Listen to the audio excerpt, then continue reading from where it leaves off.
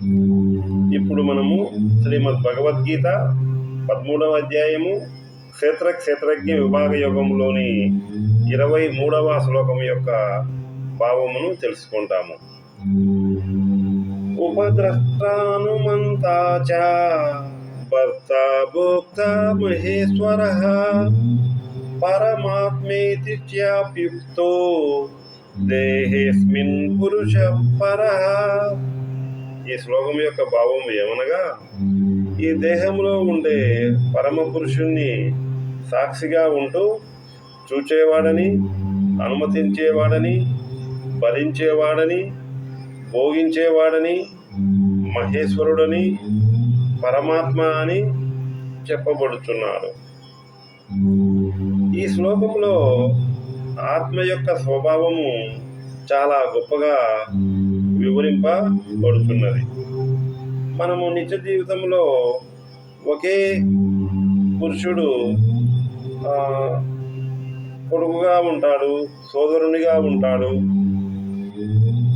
వేరొకరికి భర్తగా ఉంటాడు, మరియు తండ్రిగా ఉంటాడు, అలాగే యజమానిగా కూడా ఉంటాడు.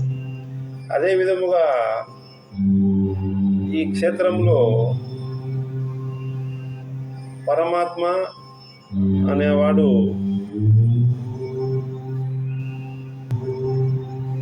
ఉపద్రష్ట, హనుమంత, భర్త, భోక్త, మహేశ్వరుడు, పరమాత్మ అనే 6 రకములుగా ఉంటాడని వివరింపబడుతున్నది. ఉపద్రష్ట, ఉప అనగా సమీపము, ద్రష్ట అనగా చూచేవాడు. సమీపములో ఉండి చూచేవాడు అనగా ఆత్మ ఈ శరీరంలో ఉదాసీనుడిగా ఉండి సాక్షిగా చూస్తూ ఉంటాడు. హనుమంత అనగా జీవుడు చేసే కార్యములకు లేదా కర్మములకు అనుమతి ఇచ్చేవాడుగా ఉంటాడు. మౌనం అర్ధాంగీకారం అని మనకు సామెత ఉన్నది. కావున ఇక్కడ సాక్షి జీవుడు చేసే కర్మములకు అనుమోదకుడుగా ఉంటాడు. భర్త అనగా భరించేవాడుగా కూడా ఉంటాడు. భోక్త అనగా ఈ కర్మముల యొక్క ఫలితములను భోగించేవాడుగా కూడా కనపడతాడు. మహేశ్వర అనగా అన్నింటి యొక్క ప్రభు. ఇక్కడ ఆత్మ ఈ శరీరములకు, ఇంద్రియములకు, అహంకారములకు, చేసే పనులకు అన్నిటికీ యజమానిగా కూడా ఉంటాడు. పరమాత్మ అనగా తనను తాను తెలుసుకున్నప్పుడు పరబ్రహ్మముగా కూడా ఉండడము జరుగుతుంది. 7వ అధ్యాయంలోని 5వ శ్లోకములో పర అపర ప్రకృతులు వివరింపబడినవి. ఇక్కడ ఈ శ్లోకంలో పర అపర పురుషులను గురించి చెప్పడము జరుగుతున్నది.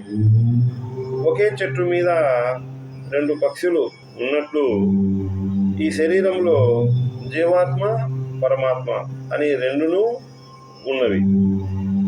భర్త, భోక్త అనగా భరించేవాడు మరియు భోగించేవాడు అని చెప్పబడినప్పుడు అది జీవాత్మను తెలియజేస్తుంది.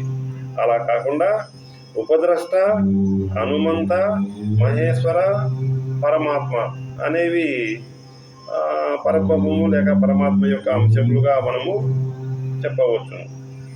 వీటి అర్థాలను బాగుగా పరిశీలిస్తే ఇవి మనము మన జీవితంలో చేసే సాధనలలోని అనేక దశలను తెలియజేస్తాయి.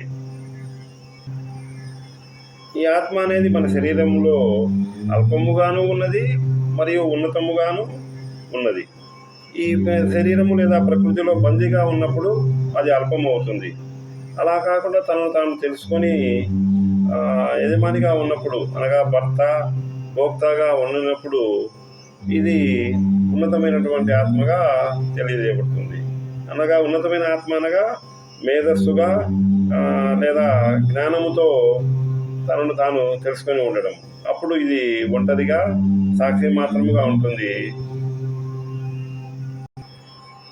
తమాషాకు చెప్పాలంటే నేటి టీవీ, తెలుగు సీరియళ్లలో పురుష పాత్రధారులు, అదేవిధంగా నేటి ఆధునిక స్త్రీవాద ప్రపంచంలో భర్తల వలె పురుషులు కేవలం అనుమతించేవారిగా, సాక్షిగాను, ఉదాసీనంగాను, భరించేవారుగాను, భోగించేవారుగాను కనబడతారు కానీ నిజానికి మాత్రము కాదు.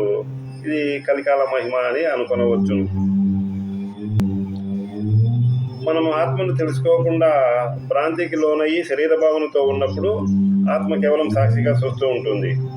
అలా కాకుండా ఆత్మల గురించి తెలుసుకొని మనం దానిని మర్చిపోకుండా ఉన్నప్పుడు అది ఆత్మ అనుమతించేవాడుగా హనుమంతగా ఉంటుంది.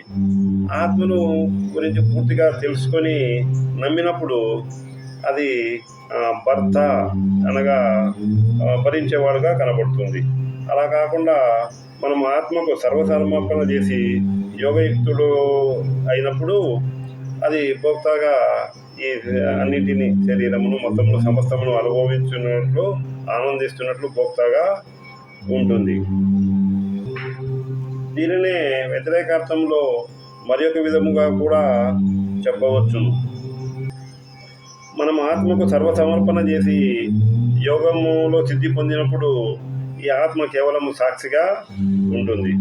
ఆత్మను పూర్తిగా ఎరిగి నమ్మినప్పుడు ఇది అనుమతించేవాడుగా హనుమంతగా ఉంటుంది. ఆత్మను పూర్తిగా విస్మరించినప్పుడు ఇది భరించేవాడుగా ఉంటుంది. అలా కాకుండా అజ్ఞానంలో భ్రాంతికి లోనై ఆత్మను తెలుసుకోనప్పుడు ఇది భోక్తగా అన్ని కార్యక్రమాలను శరీరం యొక్క ఇంద్రియం యొక్క ఆనందాలను అనుభవిస్తున్నట్లు భోక్తగా కనబడుతూ ఉంటుంది. శుభం భూయాత్.